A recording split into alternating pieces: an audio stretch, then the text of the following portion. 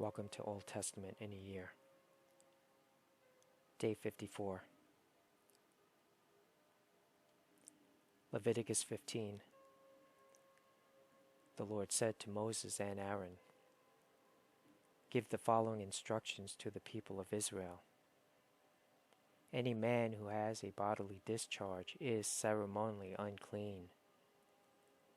This defilement is caused by his discharge, whether the discharge continues or stops.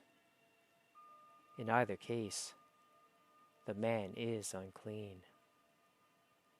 Any bed on which the man with the discharge lies, and anything on which he sits will be ceremonially unclean. So, if you touch the man's bed, you must wash your clothes and bathe yourself in water, and you will remain unclean until evening. If you sit where the man with the discharge has sat, you must wash your clothes and bathe yourself in water, and you will remain unclean until evening. If you touch the man with the discharge, you must wash your clothes and bathe yourself in water, and you will remain unclean until evening. If the man spits on you, you must wash your clothes and bathe yourself in water, and you will remain unclean until evening. Any saddle blanket on which the man rides will be ceremonially unclean. If you touch anything that was under the man, you will be unclean until evening.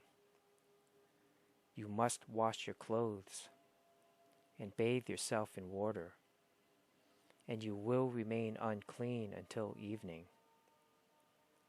If the man touches you without first rinsing his hands, you must wash your clothes and bathe yourself in water, and you will remain unclean until evening. Any clay pot the man touches must be broken, and any wooden utensil he touches must be rinsed with water. When the man with the discharge is healed, he must count off 7 days for the period of purification. Then he must wash his clothes and bathe himself in fresh water, and he will be ceremonially clean. On the 8th day, he must get 2 turtle doves or 2 young pigeons and come before the Lord at the entrance of the tabernacle and give his offerings to the priest. The priest will offer 1 bird for a sin offering, and the other for a burnt offering. Through this process, the priest will purify the man before the Lord for his discharge. Whenever a man has an emission of semen, he must bathe his entire body in water, and he will remain ceremonially unclean until the next evening. Any clothing or leather with semen on it must be washed in water, and it will remain unclean until evening. After a man and a woman have sexual intercourse, they must each bathe in water, and they will remain unclean until the next evening. Whenever a woman has her menstrual period, she will be ceremonially unclean for 7 days. Anyone who touches her during that time will be unclean until evening. Anything on which the woman lies or sits during the time of her period will be unclean. If any of you touch her bed, you must wash your clothes and bathe yourself in water, and you will remain unclean until evening. If you touch any object she has sat on, you must wash your clothes and bathe yourself in water, and you will remain unclean until evening. This includes her bed or any other object she has sat on. You will be unclean until evening if you touch it. If a man has sexual intercourse with her, and her blood touches him, her menstrual impurity will be transmitted to him. He will remain unclean for 7 days, and any bed on which he lies will be unclean. If a woman has a flow of blood for many days that is unrelated to her menstrual period, or if the blood continues beyond the normal period, she is ceremonially unclean, as during her menstrual period. The woman will be unclean as long as the discharge continues. Any bed she lies on, and any object she sits on during that time will be unclean, just as during her normal menstrual period. If any of you touch these things, you will be ceremonially unclean. You must wash your clothes and bathe yourself in water, and you will remain unclean until evening. When the woman's bleeding stops, she must count off 7 days. Then she will be ceremonially clean. On the 8th day, she must bring 2 turtle doves or 2 young pigeons and present them to the priest at the entrance of the tabernacle. The priest will offer one for a sin offering and the other for a burnt offering. Through this process, the priest will purify her before the Lord for the ceremonial impurity caused by her bleeding. This is how you will guard the people of Israel from ceremonial uncleanliness. Otherwise, they would die, for their impurity would defile my tabernacle that stands among them. These are the instructions for dealing with anyone who has a bodily discharge: a man who is unclean because of an emission of semen, or a woman during her menstrual period. It applies to any man or woman who has a bodily discharge, and to a man who has sexual intercourse with a woman who is ceremonially unclean.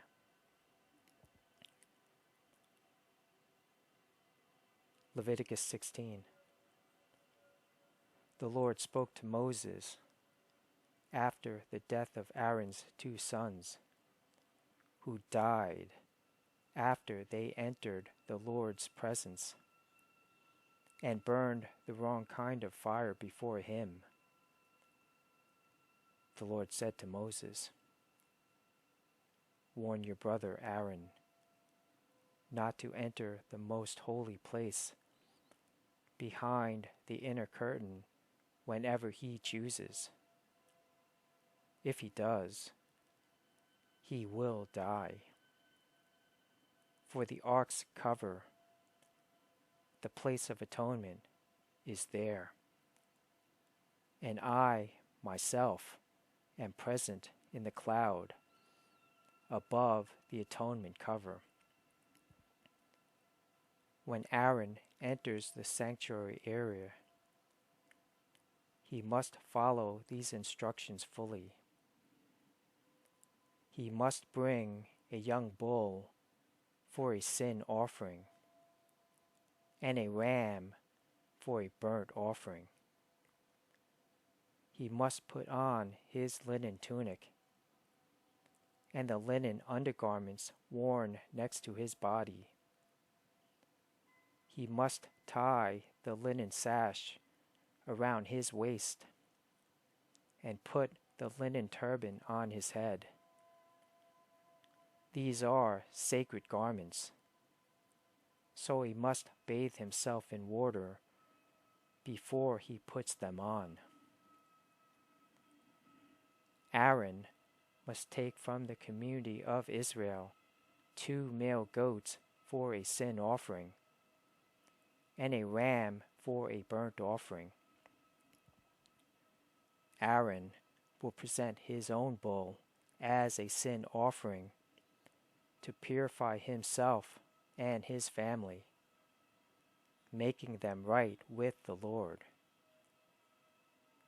Then he must take the 2 male goats and present them to the Lord at the entrance of the tabernacle. He is to cast sacred lots to determine which goat will be reserved as an offering to the Lord, and which will carry the sins of the people to the wilderness of Azazel. Aaron will then present as a sin offering the goat chosen by lot for the Lord. The other goat, the scapegoat, chosen by lot to be sent away, will be kept alive, standing before the Lord. When it is sent away to Azazel in the wilderness, the people will be purified and made right with the Lord. Aaron will present his own bull as a sin offering to purify himself and his family, making them right with the Lord. After he has slaughtered the bull as a sin offering, he will fill an incense burner with burning coals from the altar that stands before the Lord. Then he will take 2 handfuls of fragrant powdered incense and will carry the burner and the incense behind the inner curtain. There, in the Lord's presence, he will put the incense on the burning coals, so that a cloud of incense will rise over the ark's cover, the place of atonement, that rests on the Ark of the Covenant. If he follows these instructions, he will not die. Then he must take some of the blood of the bull, dip his finger in it, and sprinkle it on the east side of the atonement cover. He must sprinkle blood 7 times with his finger in front of the atonement cover. Then Aaron must slaughter the first goat as a sin offering for the people and carry its blood behind the inner curtain. There, he will sprinkle the goat's blood over the atonement cover and in front of it, just as he did with the bull's blood. Through this process, he will purify the most holy place, and he will do the same for the entire tabernacle. Because of the defiling sin and rebellion of the Israelites, no one else is allowed inside the tabernacle when Aaron enters it for the purification ceremony in the most holy place. No one may enter until he comes out again after purifying himself, his family, and all the congregation of Israel, making them right with the Lord. Then Aaron will come out to purify the altar that stands before the Lord. He will do this by taking some of the blood from the bull and the goat and putting it on each of the horns of the altar. Then he must sprinkle the blood with his finger 7 times over the altar. In this way, he will cleanse it from Israel's defilement and make it holy. When Aaron has finished purifying the most holy place and the tabernacle and the altar, he must present the live goat. He will lay both of his hands on the goat's head and confess over it all the wickedness, rebellion, and sins of the people of Israel. In this way, he will transfer the people's sins to the head of the goat. Then, a man specially chosen for the task will drive the goat into the wilderness. As the goat goes into the wilderness, it will carry all the people's sins upon itself into a desolate land. When Aaron goes back into the tabernacle, he must take off the linen garments he was wearing when he entered the most holy place, and he must leave the garments there. Then he must bathe himself with water in a sacred place, put on his regular garments, and go out to sacrifice a burnt offering for himself and a burnt offering for the people. Through this process, he will purify himself and the people, making them right with the Lord. He must then burn all the fat of the sin offering on the altar. The man chosen to drive the scapegoat into the wilderness of Azazel must wash his clothes and bathe himself in water. Then he may return to the camp. The bull and the goat presented as sin offerings, whose blood Aaron takes into the most holy place for the purification ceremony, will be carried outside the camp. The animal's hides, internal organs, and dung are all to be burned. The man who burns them must wash his clothes and bathe himself in water before returning to the camp.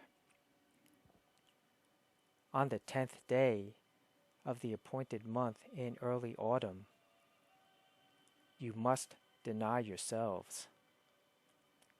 Neither native-born Israelites nor foreigners living among you may do any kind of work. This is a permanent law for you. On that day, offerings of purification will be made for you, and you will be purified in the Lord's presence from all your sins. It will be a Sabbath day of complete rest for you, and you must deny yourselves. This is a permanent law for you.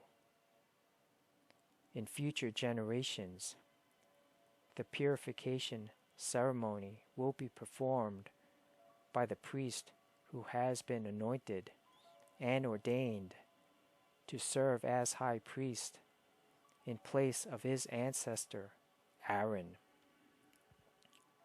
He will put on the holy linen garments and purify the most holy place, the tabernacle, the altar, the priest, and the entire congregation.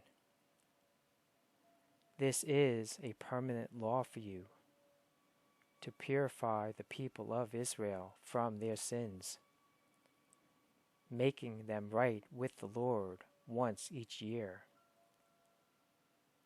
Moses followed all these instructions exactly as the Lord had commanded him.